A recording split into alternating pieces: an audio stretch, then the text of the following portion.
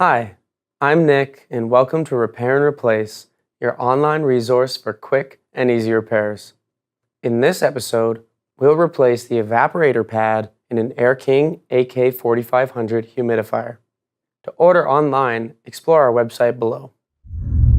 To begin, you'll need an evaporator pad. Humidifiers maintain the proper humidity level in your home by adding moisture to the air. In your humidifier is an evaporator pad that rotates and soaks water up from the reservoir. When air passes over the pad, it picks up moisture and is distributed around your home by your furnace. Over time, calcium and mineral deposits build up on the pad, which reduces the effectiveness of your humidifier. Before starting this repair, disconnect all power to your humidifier. Next, shut off the water supply to the unit. Open the humidifier cover by deflecting the tabs at the bottom corners. The cover will lock into place at the top.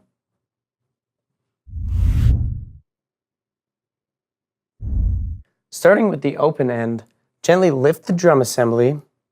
Now tilt the drum and pull out from the motor coupling.